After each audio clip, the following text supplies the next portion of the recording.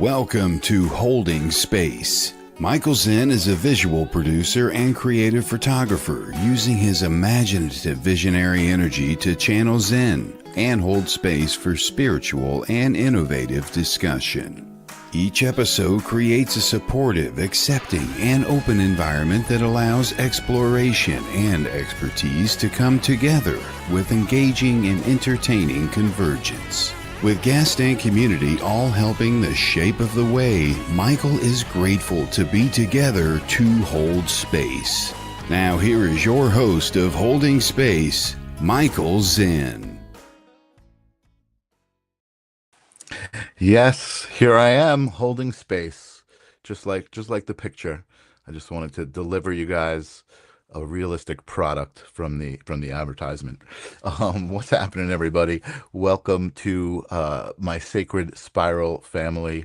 Always a pleasure to be here, holding space for you guys, holding space for myself, holding space for amazing guests and amazing moments that we are creating together. I love it. I love this part of my job. But anyway, what's up, me and my shadow? Good to see you. Good to see people always here filling up the front row. I love that. It brings energy to the whole experience. So thank you for bringing you and your shadow. And what's up, Michelle? Good to see you as well. And I see Lunar Sunray out there and Brenda Askew Lucas. What is up? Good. The front row is filling up. I love it. I love it. That means I can get started. I'm excited to be here holding space. I'm excited to be here in general. It was a crazy day, and normally I get home, I get to relax a little bit and space out time in between my stuff, like my day job and my night job and just being. But I'm coming right from a previous event where we were launching this app that I made at work called the Preferred Partners of the Hamptons. It's like an Angie's List, but for the Hamptons. So it's pretty exclusive, and there's not like 20 plumbers on there, and just anybody can sign up. It's two seats per service, right? So plumbers, roofers, all the different services. So it's pretty. Not, I don't want to say elite, that's not the right word, but it's high end. It's preferred, the preferred partners. That's why they're called the Preferred Partners of the Hamptons. So it was an app that I had been working on, so I kind of had to be there for the launch party, but it was really exciting to do that and to see everybody kind of responding to it. The client that I had built it for, was given a good demonstration of the product, and it's just exciting. It's something new for me to be building apps using AI, doing vibe coding, and just kind of exploring parts of me that were there, but I just didn't have the right tools to take them further. And now I do. So I'm excited about that. I know that's a little controversial, different opinions about AI, good, bad, ugly, but I guess that's just a fractal of everything else, right? Everything's got the good side, the bad side, the ugly side, the pretty side. It's all the same.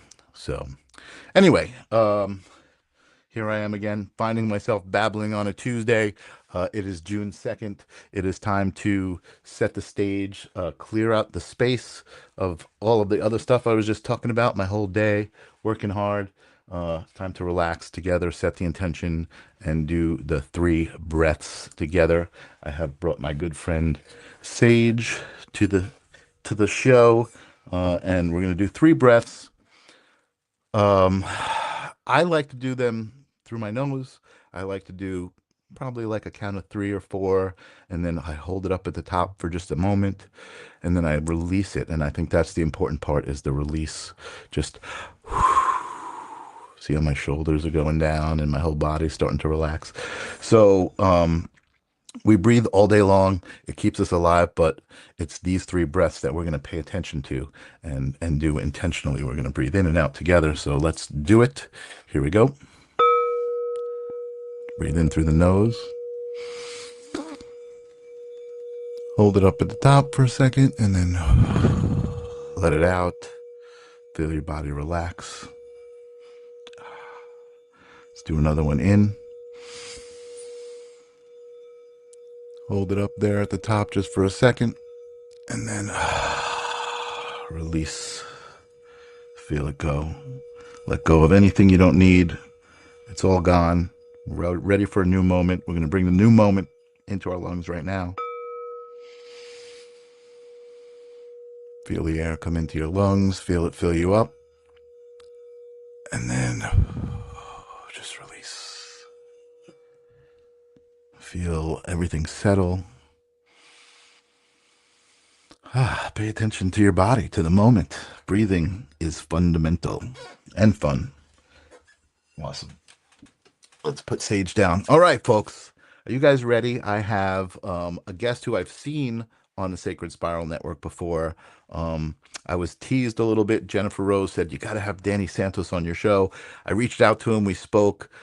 We're both so busy that we kept missing each other. It was like email tag, right? Not like phone tag. But thankfully, Kelly Brickle, who is booking my guest, said, you know what? I got to get these two guys together on the same show. And she made it happen. So I'm super excited for tonight's guest, which is Danny Santos. Welcome to Holding Space, my friend. Hey, it's so good to be here, Michael. Thank you for having Yeah, me. it's great to finally meet you and have you in person, and get to hold some space for you and learn a little bit about you. So that's what I do here. That's what holding space is all about, right? I think we all hold a piece of the puzzle, right? The puzzle is the big picture, the one, the whole thing, and we Yeah. all hold a piece of it, and we all belong in that picture. And I think we all get a chance to hold up our piece and say, this is where my piece is. Other people get to say, ooh, I like that piece. I think I might fit next to that piece, or maybe I don't like that piece and I'm going to go over here in the puzzle, which is fine too, right? But that's how we find out. Uh, So it's awesome. It's good to see Nancy Muratala in the Shout audience, out to Jennifer Nancy Rose and Jennifer. I up love you there. both. Amazing, amazing sacred spiralers. Kimberly Jones is here too.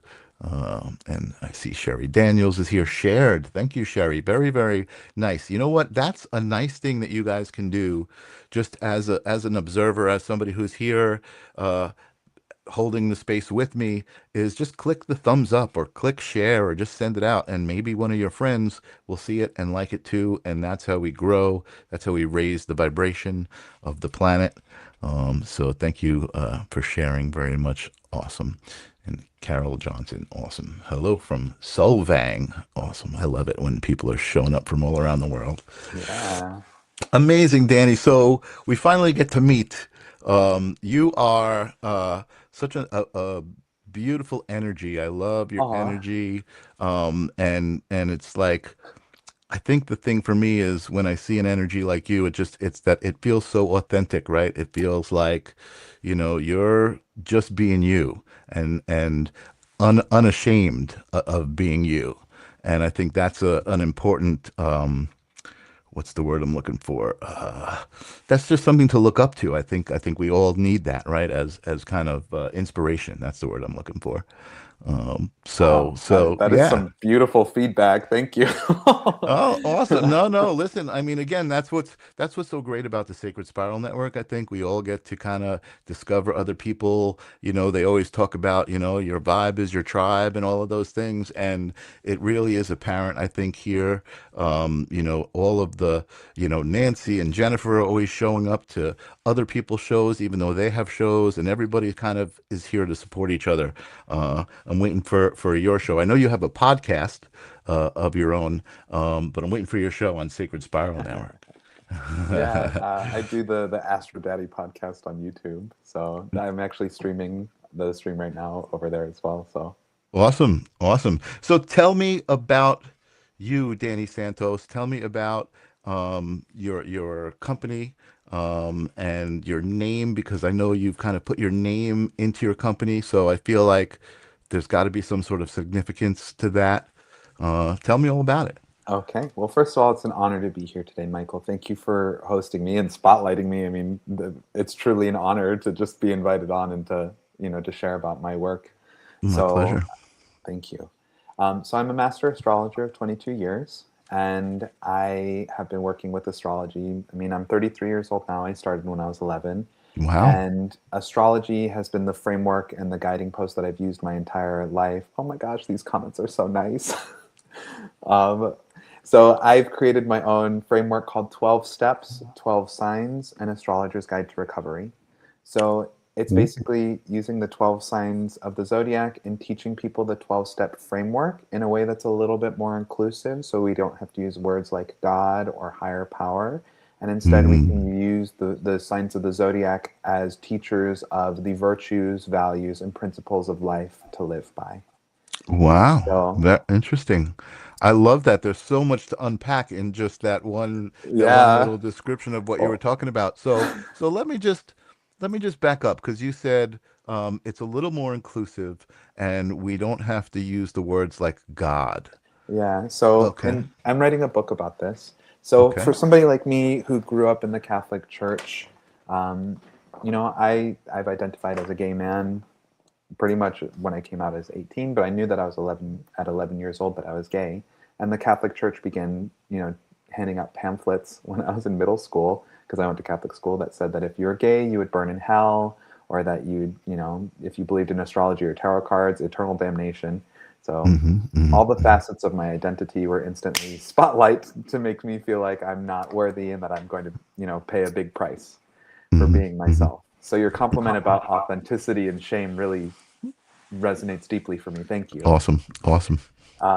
But the idea is people like me, I mean, I'm okay with the word God, but I understand the trauma that a lot of people might feel resistance towards that word. So in the book that I'm writing, 12 Steps, 12 Signs, what I'm doing is talking about how each sign of the zodiac has what's known as the GIQ. So that could be known as the God in question or the graceful intelligence. These are just different words Hmm. to Hmm. Hmm. expand that word God. Hmm. So, Hmm. for example, Michael, what's your birthday? What's your zodiac sign? I'm 1023, so I am actually on the cusp of Libra and Libra and Scorpio. Scorpio. Yeah. Yeah. So, do you have one that you identify with more than the other? I think probably my Scorpio side, my younger life, and maybe as I'm getting older, maybe a little bit more of the Libra side. Sure. Yeah. So we think about Scorpio as the sign, its practice is change. That's the neutral vibration of this sign. So the God in question for Scorpio is actually going to be the ancestors and the darkness and death. Mm-hmm. This is God in Mm-hmm. to a certain Mm-hmm. extent. Mm-hmm. So the graceful intelligence, the GIQ or the godly intelligence of Scorpio is that they know how to change, because most often Scorpios are born into family situations that are traumatic, in which they have to discover their own power by learning to shed the trauma of their ancestors and be rebirthed or reborn into a higher Mm-hmm. vibration. Mm. Interesting. Interesting. So, I, so I that's what can. I mean. Oh, go ahead. Go ahead.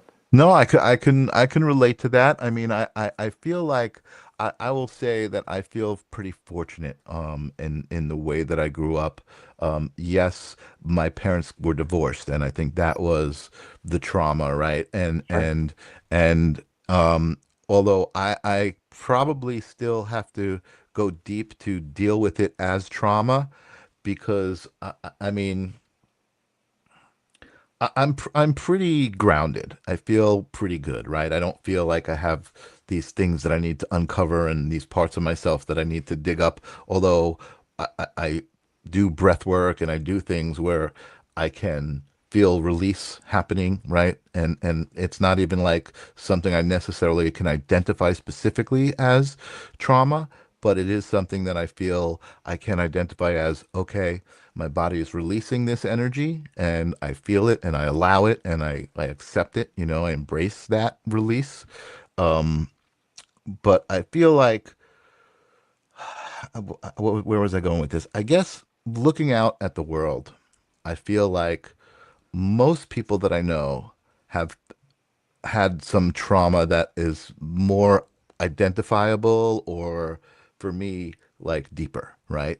Yeah. Like I could remember growing up and somebody saying to me at one point, I don't even remember, maybe I was in my teens, somebody saying like, "Oh yeah, everybody goes to jail at one point." Oh my And God. and Okay. and I'm just like, no, like everybody fights, everybody gets in street fights, and I was like, no, like just things that I saw in other families and happening to other people, like I was like, oh my God. And it seemed very commonplace.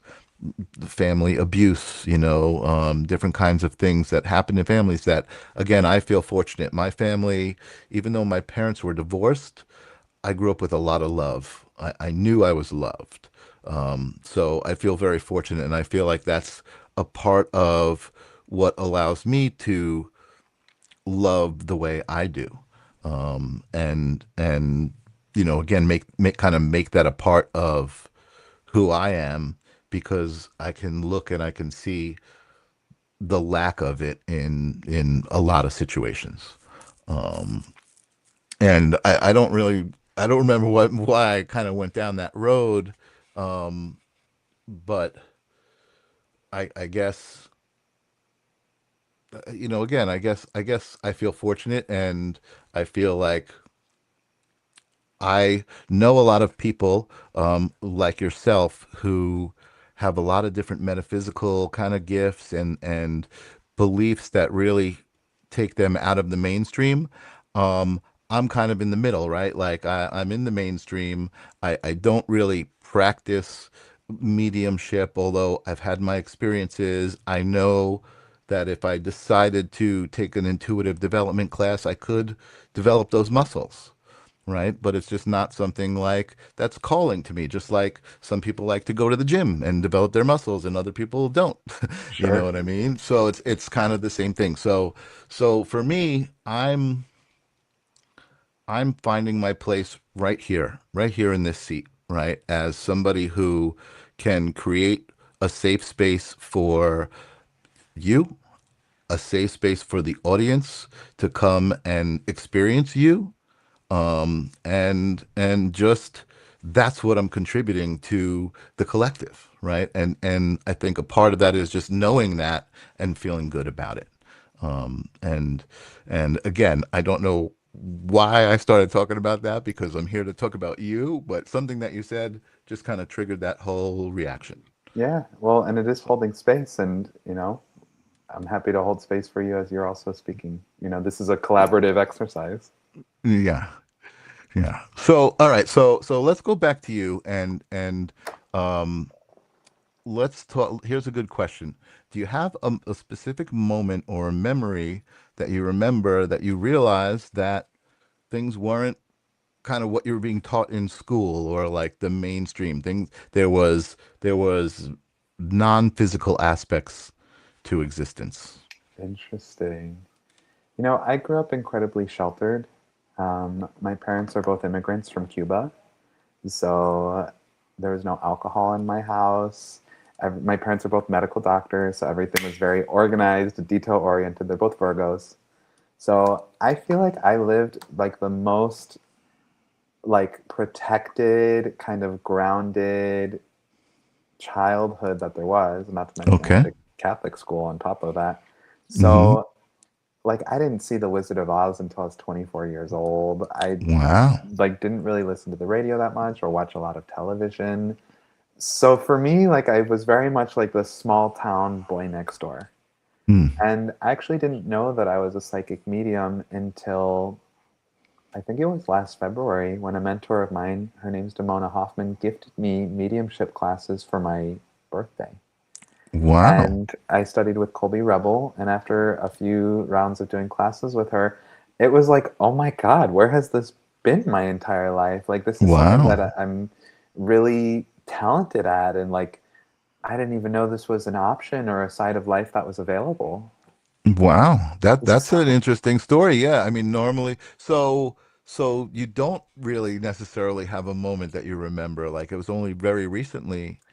well, Um, growing up, I used to go ghost hunting with a friend of mine who was a psychic medium when we were in college, and we had some okay, supernatural experiences then. okay, I remember sleeping in my bed at home, and my great grandmother used to live with us. And after she had passed, I was woken up in the middle of the night, giggling to myself, and I was taken to her bed, and I laid down in her bed, and woke up in the morning being like, "Oh, I thought that was a dream," or you know, wow, a lot of like little experiences like that. But I feel like I was raised in such a muggle environment Hmm. That like Hmm. I just started studying astrology, and that was my connection to the divine. Okay. Okay. And so how did you come across astrology? How did that come into your life? My mom very casually said to me when I was 11, she's like, "Oh yeah, you and grandma are both Aquariuses." And I was like, "What is that?" So I like went and Googled it, and turns out she was wrong. I'm a Pisces. And the rest is history. I just started obsessively studying the zodiac, and everywhere I went, from Catholic school to restaurants to hangouts with friends to family, what's your sign? What's your sign? What's your sign? And I wanted Interesting. to understand the human psyche so badly. Interesting. So, but and you felt there was a strong connection between the astrological cycle and somebody's birth date and their personality and their energy. Absolutely. And I mean, that's a belief that developed at 11 years old, and it's never left me, Wow. to the point where I'm at the gym last night and some guy was like, "Guess my sign." And I was like, "You're clearly an Aries." And his jaw just dropped. And the guy behind the counter was like, "How did you know?" And I was like, "I just know." Like, it doesn't Wow. always happen, but when I know, I know. And again, it's interesting that you're talking about that because I'm obviously very fascinated and I resonate with the idea, right? That there's a connection between your energy and the astrological situation at the moment of your birth and all of these things. But and that I can see that if somebody studies that, right, that they can speak that language basically, right? So like reading someone's body language, the fact that he might have just asked you, okay, guess my thing and was aggressive like that, maybe that's a part of, right, being who he is. Um, and I feel like that's information and that's knowledge again that like I don't pursue myself, right? But I'm fascinated by it and I'm sensitive to it, right? So, like I tell my audience all the time about being a psychic fetish. I don't have any desire to go to a psychic to get a reading for myself. But if a friend of mine's going to go, I would love to go with them just to be there to experience the reading and experience that exchange, that energetic exchange, because I feel it. I mean, I feel it, and often it's a very emotional, feeling, which I also I rate that emotional reaction to something as a very high vibe, right? You're very sensitive to frequencies at that point.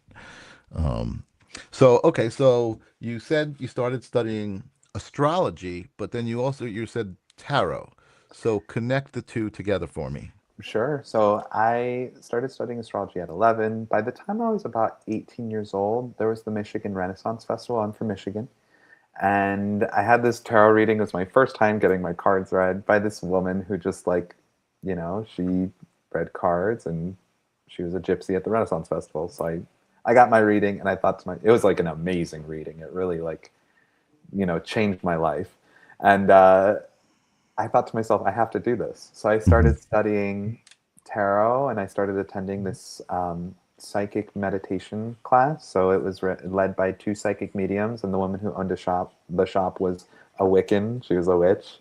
So she Hmm. had black cats, and she's just like a really magical lady. Uh, and from there, that's the tarot really started becoming a major arsenal of my toolkit, to the point where now I teach classes on how to read the tarot. It's called the Hmm. Foundations of Tarot. And tarot and astrology are deeply intertwined with each other as well. Hmm. Wow. Yeah, I'm again, I'm fascinated with all of these energetic things, and now I'm also remembering what you said and why I was interested in it. And so I'm going to backtrack a little bit. Um, I want to talk about the word God Okay.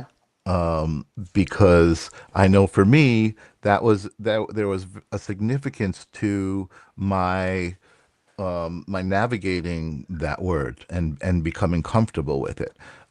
I think obviously growing up and hearing different things and I didn't have a problem with it, but I think as a teen when I started to I wasn't resonating with organized religion because I felt like there was a lot of hypocrisy happening, right? An all loving God, but he's going to punish you, all of these kinds of things, right? Sure. Um, and just it didn't make sense to me. So at some point in my head, I just got this idea that when you said the word God, even though it wasn't for me, but the word God represented this thought of this guy with a white beard, and like it was a personified definition of the word God, and it just again it just something about it just really rubbed me the wrong way. So I Mhm. had to start substituting universe, source, Source. you know what I mean? Like different words. But I found that that really actually brought me back to connect with the word God and be okay with the word God and say, you know what, it doesn't matter what I think other people are thinking when I hear the word. Now, when I hear the word God, I think of all. I think of the one. I think of source. I think of me and you as a part of God. You know what I Yes. mean? And they A- say we're all the same consciousness, or we come from the same source, just yes, here experiencing itself. So yes, the more and the more I bring my own ego down to embrace this way of thinking, it makes me more of a compassionate person, more of a absolutely. patient and a kind person. I've certainly had my own ego things of like, I don't want to be part of everything. I want to be my own thing. And Right. the more that I keep going, I'm understanding like, well, if we really are all one, like it makes me not want to be mean to anybody, or more patient with everybody. Sure. Absolutely. No, absolutely. And I love that philosophy, right? If you're being mean to someone, you're being mean to yourself. And I think you could even once you get to that point, you could even feel it, right? Like Yeah, I know for me, when I slip or I have my moments of judging somebody, even just thinking something about somebody, I feel it, and I'm like, ooh, I don't really like the way that felt, right? Like, because I put myself in those shoes, right? What if somebody was thinking that about me, yeah. or whatever it might be? So the way I like to think about it, and tell me what you think about this, because we did talk a little bit about, you mentioned like plant medicine and stuff like that.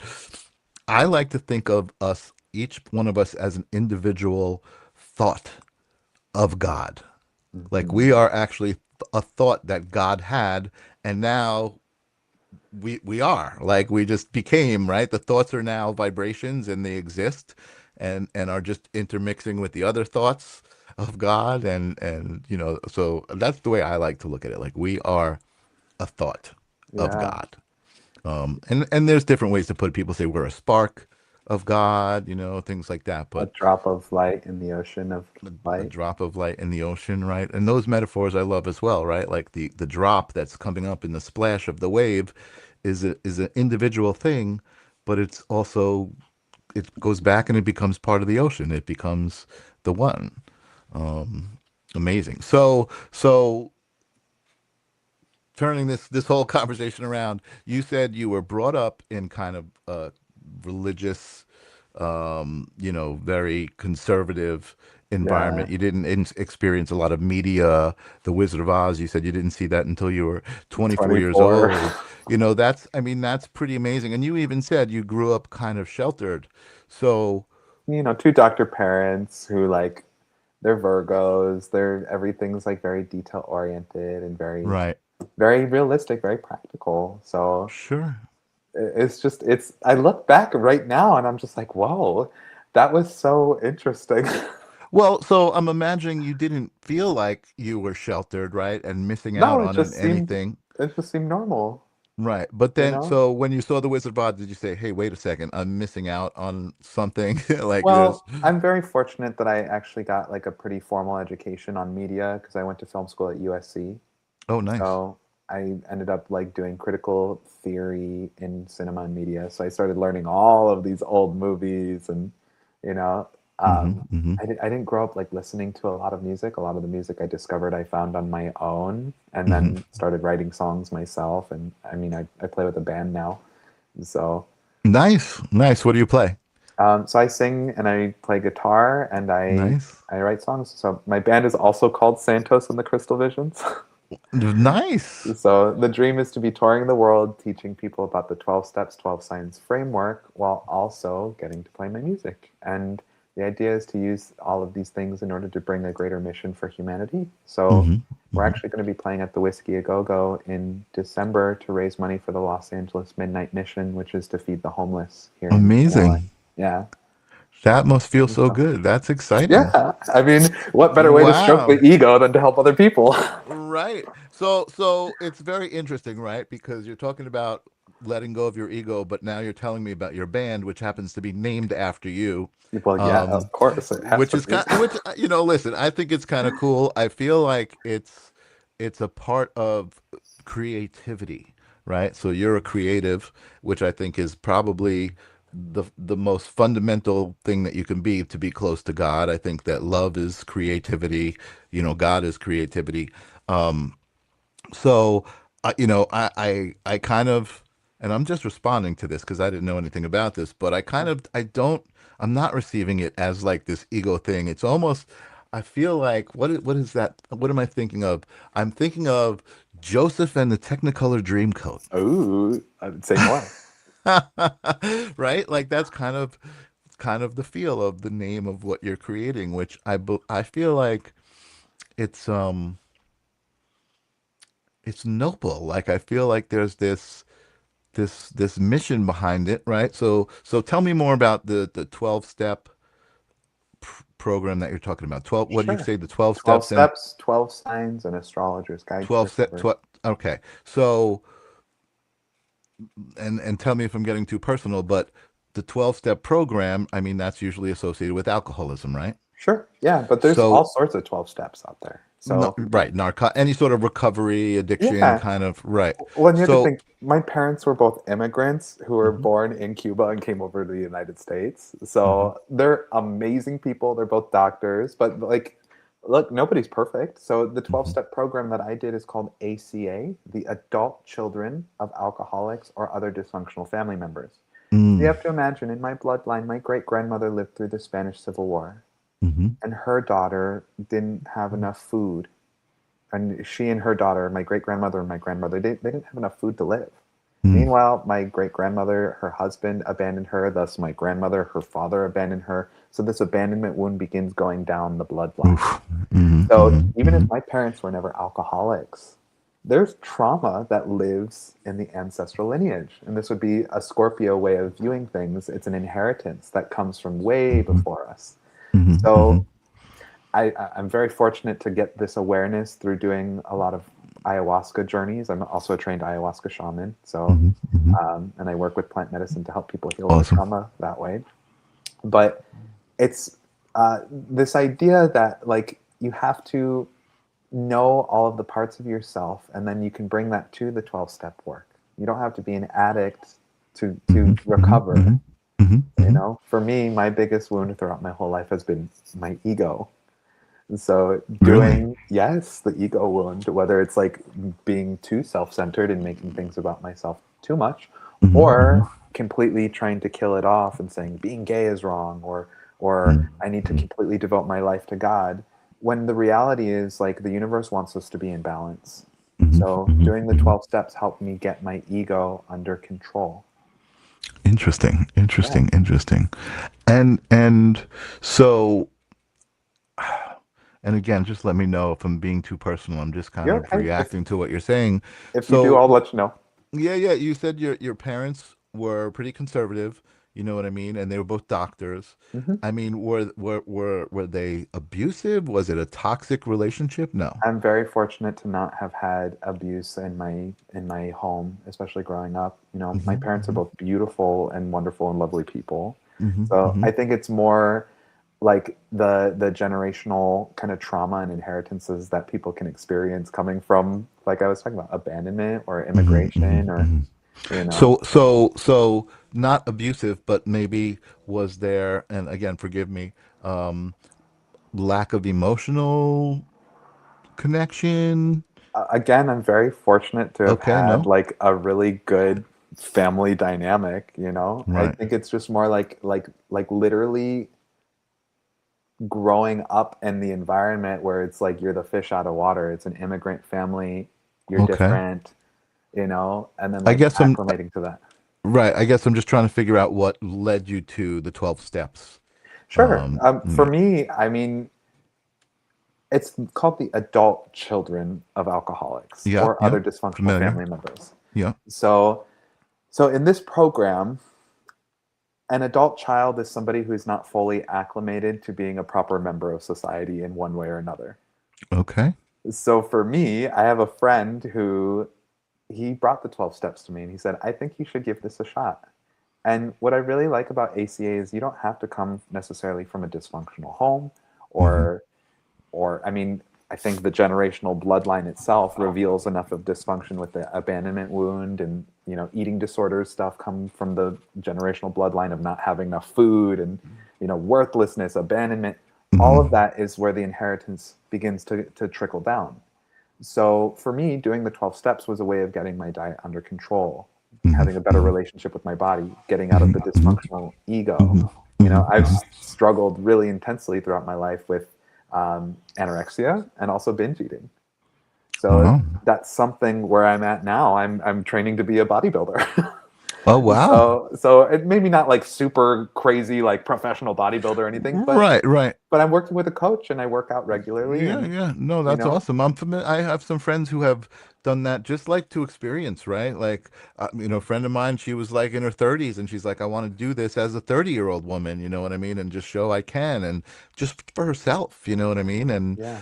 yeah, so I get that. I can totally respect that. Yeah. So I'm Uh, very lucky that like my parents are amazing. They're beautiful right. people. They're kind, they're loving. They're still married, which is like very rare Awesome. in Awesome. modern times. But the generational trauma, it's something that lives in the nervous system, Hmm. Hmm. Hmm. So the 12 steps gave me the opportunity and the framework to start looking back on my own life and say Hmm. like, oh, there are some things that maybe weren't perfect Hmm. or some Hmm. things that might have got overlooked or Hmm. and that's true of any family dynamic. Sure. Yeah, yeah. No, I agree. And listen, I feel like there's a lot of things that go on today with the educational system and different layers that, we encounter that really change us and shape us. And unfortunately, I feel like a lot of that pulls us away from the self, right? And even some religion, I feel like does that, right? Where I feel like once like we were talking about being a part of God, right? I think once you kind of can come to terms with that, then you're going to have no choice but to honor yourself in some Yeah. way, right? And to love yourself, which again I think is a big key of a lot of people's struggles is they don't even realize that they're not loving themselves. They're just kind of going through the hamster wheel of life, get on in the morning, run it all day, get off at night, and you're not even really paying attention to what's happening. Yeah. I see Michelle is asking a question here in the comments. Um, What's up, Michonne? so should I read it? Yeah, yeah, I'm looking for it. Okay. I do So not see it. Michelle Olivier wrote, how old were you when you first realized that you were experiencing the world differently than Oh, others? good question. I don't know if I realized it, but I remember being a little boy. Here's maybe a callback to the question you had earlier for me, Michael. Hmm. I Hmm. remember being in school, in elementary school, and like just looking like at the ceiling, and then it would like turn into a bunch of stars and galaxy and stuff, and I would like Mm. kind of leave my body through imagination. Hmm. Hmm. Hmm. Um, Hmm. and like I didn't know that not everybody did that. I truly Yeah. feel like my lifetime in this iteration of my soul was like to be the fish out of water character Hmm. Hmm. Hmm. who's like very mystical and magical and grew up in the most it's almost like Harry Potter.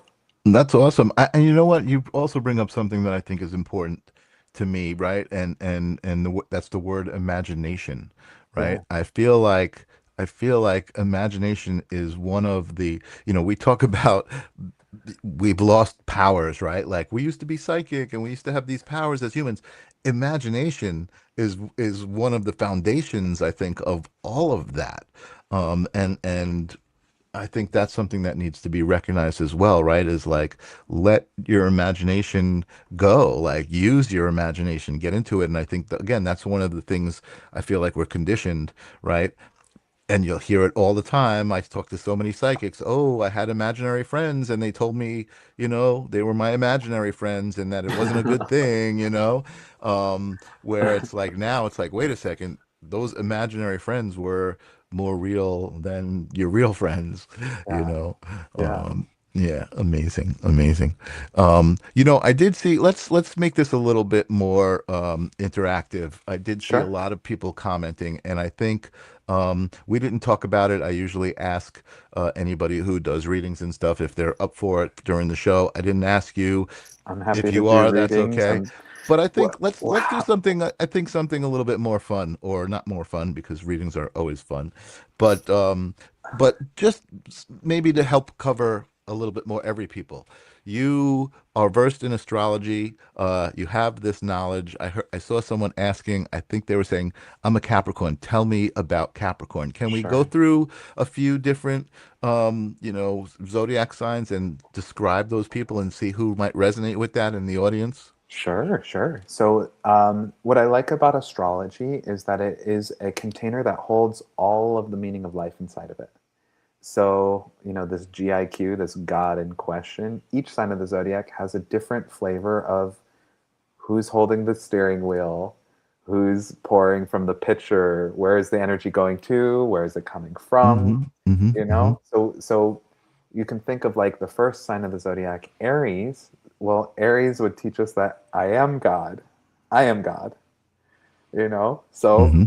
that's step one in the 12-step program. But you don't get to Mm-hmm. claim that you're God until you do all of the other 12 steps first, and then you get to be God.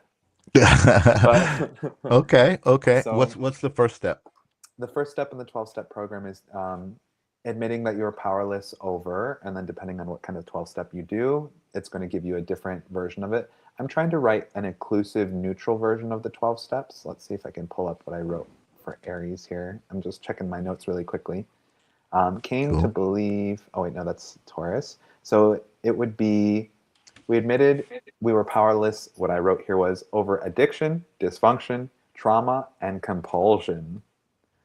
That's more inclusive than any of the other 12 steps that I've heard. So, you know, Yeah. Yeah. Totally. Totally. so when we think about Aries being the first sign of the zodiac, it's the ram. Mm-hmm. It's got Mm-hmm. that energy of getting up and going. Now, somebody asking about Capricorn, Capricorn is the 10th sign of the zodiac. It's our first double digit number in the zodiac, and it's one with a zero. So it's like an Mm-hmm. Aries thrown into a time machine. Mm. So Aries is literally it's admitting you were powerless. You do it once, then Mm-hmm. you kind of Mm-hmm. did it. Mm-hmm. So Capricorn, it would be like the 10th step, and then I'll bring this back to how it like translates to astrology. But if Okay. you check my notes here, continue to take personal inventory, and when we were wrong, promptly admitted it. That's Capricorn. Mm. So Aries is you. It's like being able to do something once, and then you're out with it. Mm-hmm. Mm-hmm. Mm-hmm. Capricorn is to keep doing something over the span of time. So, in fact, the zero that follows the one in the number 10, or for Capricorn, is going to Mm-hmm. be the passage of time. That's why Mm. Capricorn Interesting. rules the archetype of Father Time. So, it's one thing to come out as a gay person. That would be an Aries thing to come out. But to live your life and to keep coming out over time and to do it with integrity and like, that's more of a Capricorn thing. It's not just doing something once, Interesting. it's living it and to continue doing it and to live by it the right way. Interesting. Interesting. Yeah. Or like going to the gym once versus, doing it over a long period of time. Gotcha. Gotcha. And is that I don't want to go off track, but is that the significance of the zero modifier? That's Like, my belief. Anytime you okay. put zero on the end of the number, what I'm writing about in my book is it makes the value greater. Okay. So imagine somebody who's a 1 year old. Mm-hmm. Now imagine somebody who's a 10-year-old. Right. Right. Now try to wrap your mind of a 10-year-old sitting next to someone who is 1,000 years old. Mm-hmm. Mm-hmm. Like and a 1,000-year-old, somebody who lived 1,000 years of Right. continued existence without dying. Right. Right. Right. That zero is a quantifier of wisdom and lived Interesting. experience. So Capricorns are typically our older souls of the zodiac. Mm-hmm. Whereas Aries are going to be a bit of our younger souls. They're more impulsive. Gotcha. So a Capricorn is they're thinking about the future, they're thinking about time, they're thinking about what's the long run of this? What can I potentially build here that's going to create a lasting existence for the universe? Hmm. Nice, nice. I love it. Awesome. This is fascinating. I love it. I have I know Kay Weezy is bringing up October 5th. He's a Libra. Oh, okay. Shall we go into And Libra? yeah, let's hear Libra. All right, so if we go back to Aries, Aries is the sign of taking action. Libra is the opposite of Aries. So Libra is the Mm, sign of balance, mm, or doing nothing, being patient. Maybe Aries is the sign of doing something for yourself. Like Aries says, I am God. Libra says, my relationships are God. So in the 12-step program, I believe mm, the Libra step that I have in my book, uh, let me see if I can quote it off the top of my head. Uh, humbly ask God to remove your defects of character. So asking for help, So Libras either ask for help or, yeah, humbly ask God to remove our shortcomings, or they're going to help somebody else remove their shortcomings, or it's a sign of being helpful, to be a partner, to be in balance with others. mm, Aries says, mm, mm, I am God. Libra says, we are God, or you are God to me. mm, mm. Nice, nice. I love it. So I feel like, what is your thoughts? I mean, are there? I'm imagining there has to be negative traits, right? So a lot of Oh, times yes. when we talk about something, and I know there's intention behind that, right? We tend to want to talk about all of the positive things, right? And messages a lot of times in tarot cards are positive, um, but I feel like it wouldn't be the 3D if there weren't lessons to be If there learned. wasn't duality. Well, it's interesting you Yeah, if use there the word wasn't lesson. duality, exactly, All right, so exactly. I'm going to show you this little chart that I made. Cool. Hold So on. Let sorry me. that it's like the light is coming through. I can close my blinds if that's No, no, better. I'm gonna make you bigger. There you go. All right, so I've created this little flow chart. So this is how I understand each of the signs of the zodiac. Okay. So in the center is what I would call the practice or the main virtue of each sign. So Okay. we'll use Libra as an example. Okay. I am a big fan of Walter Mercado, Angelo. Just throwing it out there. I see him in the comments. Um, so when we think about the practice of Libra, it's going to be balance. So if you are balanced in a good way, you're going to get ascended virtues such as reasoning and clarity, beauty, righteousness, equanimity, being charming. Um, and then the highest vibration of Libra, the lessons are going to be justice, harmony, and understanding. Mhm, mhm, But mhm, if we are too balanced and we're using balance in the wrong way, we're going to get the shadows of Libra, which are going to be things like helplessness, codependency, confusion, mhm, indecisiveness, vanity, body dysmorphia, dissociation. And then we have what's the master teachers. This is going to be the darkest vibration. So the only way to get the lesson is to get schooled by the teacher first. mhm, mhm, mhm. So the master teachers of Libra are distortion, abuse, and I have three for each one, and I only have two listed on my notes. Distortion, Mm. abuse, probably overthinking is going to be the third one for Libra. Okay. Okay. Overthinking. So let me ask you a question because again, I'm a part Libra, Oh, and that's right. looking at that information that you just gave me, I feel like the shadow part can certainly describe parts of my experience, and I feel like the light part and the master master lesson, right? Yep, the highest The vibration. master lesson, I feel like that's closer to where I'm at now. And what I'm experiencing, and I'm imagining that it's cyclical, right? So, like, there may be a time where, okay, I've completed that enlightenment. Now I got to kind of go back and start the whole thing over. And Kay Weezy says we do overthink a lot. I have Um, Jupiter in Libra in my chart, so it's like having when you have Jupiter somewhere, you have the whole sign, the good, the bad, and the ugly in spades. You got the whole right, thing. right. Amazing. So I forgot where I was going with my thought about Libra and that chart. Hold up that chart again. Let me just see that visual again, maybe. Okay.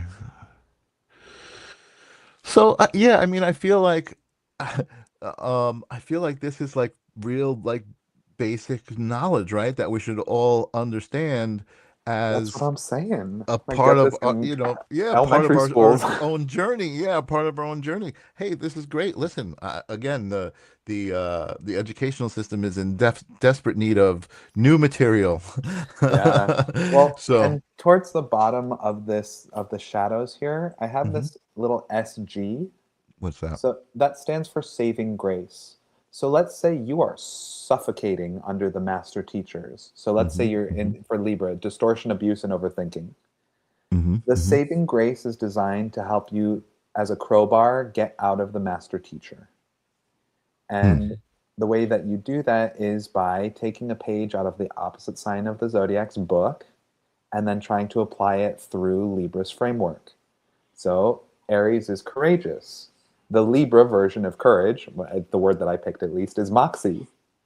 Mm. So if you're stuck in distortion and abuse and overthinking, moxie is the saving grace that can help you level yourself up to the master lessons. Interesting. And describe a moxie.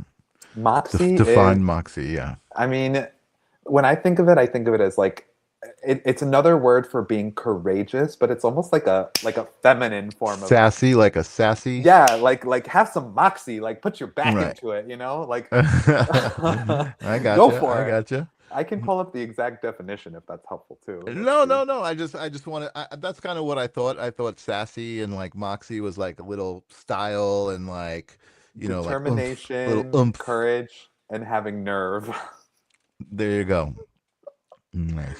So if you're stuck in the distortion or the abuse of Libra or Uh-huh. gaslighting, that's another low vibration of Libra being gaslit. Use some moxie. Like Hmm. Hmm. pull yourself Hmm. out. Be courageous. Hmm. Hmm. So Nice. now I I see a love lot that. of people asking like about Virgo. I see Taurus here. Yeah. I don't think we have the time for me to go through every Each single one. chart. No, no, we probably don't. And But plus, they've got to read your book. well, and it's not out yet, but I do have a series on my Astro Daddy YouTube page where I'm doing the 12 steps, 12 signs, and I explain it there. So the only video Oh, I have nice. out there is Aries. But if you want to learn the 12 steps, 12 sign framework with me, you can also sign up for spiritual life coaching with me. That's something that I offer where people learn astrology while also gaining the tools on how to heal themselves through the 12-step framework. Awesome. Yeah, actually, that was kind of something I wanted to talk about too. Like, where do people find you? I noticed Kelly jumped in and changed the the banner on the bottom, which was last week from Sylvester Allen, but now we see the cool Santos Crystal Visions .com. .com. Well, it's Dot not com. .com. Dot It's com. just .com once. No worries, no worries. I think people will get that. I love that. I think that's cool. Like I said, it makes me think of the Technicolor Dreamcoat. It's like and I think that's kind of appropriate to your personality, Oh, thank you. which I, is I which is mean, cool. I'm a big fan of anything Technicolor, I'll tell you that. Anything Technicolor, Yeah, nice. you should see my wardrobe. That's awesome. So, all right. So we see your website, and we know you do. You said you do individual healings.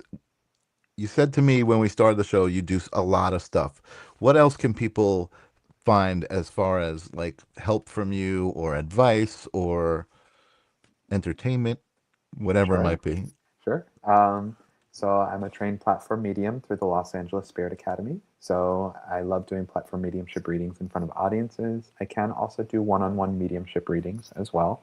But I really shine in the platform because I love being in front of an audience. So I have a special place in my heart for doing that kind of work. Cool. I'm a trained ayahuasca shaman. I lived with the indigenous Shipibo tribe in the summer of 2023, and I fasted for a total of 44 days in the Amazon jungle and really had a very powerful, profound experience. And I was given the blessing from them to begin serving their medicine and practicing their customs. So at this point in time, I'm volunteering with an ayahuasca church here called the Hummingbird Church. And in a few months, I'm probably going to start leading my own ceremonies as well. So Cool. that's around the corner for me. I'm a sound healer, so along with singing the indigenous Shipibo Ikaros and the healing medicine songs from the tribe, where you can do soul surgery on people with the voice, I also do crystal singing bowls, sound baths, bells, chimes, flute, all of that, and I play with Awesome. my band. And I'm a trained breathwork instructor and Reiki Master. So I also teach people if people want to learn how to do all this stuff too. Awesome. Awesome. Amazing. And yes, I do. I do want to learn all of this stuff. I think it's amazing. So tell me, before we wrap it up, about your experience. I guess I should have started with this because we could have done the whole show on this, but with the Shabipo, what's the people? They're the Shipibo. Shipibo. There we Sh go. okay. Tell So tell me all about that because I'm fascinated by that as well. I feel like that's, talk about a life-altering experience, right? You're yeah, committed to, how long were you there? I was there for 2 months. Wow. So But I tell us began about that. studying the ayahuasca tradition in 2019. So I used to go up to a teacher's home in Oakland, California, and begin sitting in ceremonies with her. So to Hmm. this date, I've done 78 ayahuasca ceremonies. Wow. So quite experienced. I've done a lot of medicine work. But you don't even need the ayahuasca to heal people, truly. Like, you can. I, I'm glad to hear you say that because I am certainly an advocate. I have not experienced ayahuasca myself. I have a lot of really close friends who have. I've heard some incredible experiences. It's something that I'm sure I'll be called to one day, just because I know so many people. But I also do feel like, that's probably why I haven't been called at this point, right? Is like I've been able to find my own connection with source and myself, and I guess it hasn't been like this burning thing, like, oh my God, I need to go do that. I need to go experience that. But I respect all of that. I think there's a lot of ways to open yourself up to the universe, and I think psychedelics are coming to the forefront because they've just been kind of overlooked. I think, I definitely think that there's validity to the psychedelics, and some of the DMT stuff that we're talking about, the laser, Danny, what's his name, Solar, I think, Danny Solar, these amazing human experiences that are just kind of changing, expanding the definition of who we are and what we can experience and what we can access. So awesome. That's very exciting. If anyone is interested in any of that stuff, Danny's website is running by the bottom of the screen there. I'm excited to have spoken to you for the last hour and gotten to know a little bit more about you. And you're welcome back anytime. Maybe we can do a show with just some readings. We'll do some tarot cards and stuff like that because I know the Sacred Spiral audience loves that stuff. Yeah. Well, it's So a tremendous honor to be here, and I can't thank you enough for inviting me to be on your show and share a little bit more about my story. awesome, yeah, and I'm sure we've only scratched the surface. So uh, we'll have you back, Danny Santos, for sure. Ah, thank you. And thank you to everybody who watched today, too. Awesome. Yes. Thank you for everybody. Thank you, Kay Weezy. Kara Jade says, I've been trying and hoping to connect with any hidden abilities of whatever I'm capable of. And you know what, Kiara, that's all you got to do. You got to just show up to that intention, and it'll happen. I joke oftenly that I'm just waiting to like wake up in the middle of the night and have some sort of entity sitting at the end of my bed saying, "Hey, bud, I'm here finally." you know, and I wouldn't be surprised. I would welcome it, and there you go. Anyway, Danny, again, great to meet you. Thank you so much for being here. It is 10 o'clock on a Tuesday night, so it's time for me to start winding down over here on the East Coast. Where are you? You're on the West Coast, I'm correct? in LA, yeah. Yeah, you're in LA. Cool. Woo. Awesome, awesome. Well, you got a couple hours still to enjoy. Yeah. I'm gonna wind down. Thank you guys for being here. Nancy Muratala, thank you. I see you. I see you, Nancy. I see you. Love you, Uh, Nancy. Ashley Page, I see you as well. Jennifer Rose, thank you, and Angelo, Danny Goler, not Danny Solar. That's who I was thinking of exactly. The DMT laser guy. Oh, Yeah, you haven't heard that about him? no. So Danny Goler, just a quick little outro. He discovered that when you shine a laser on the wall, like one of those laser levels almost, and you take DMT, you can look into the laser and see like matrix code, basically. Whoa. And this has been repeated by many people. It's like a phenomenon. People are like, okay, this is something. If we're all experiencing the same thing, it's got to be something. Whoa. So pretty interesting. Danny Goler is his name. So very cool. I want to send my love to all you guys who showed up and hashtagged lived and did your thing. And we'll see you again here on Holding Space and somewhere hanging around the Sacred Spiral Network. And until next time, peace. Bye.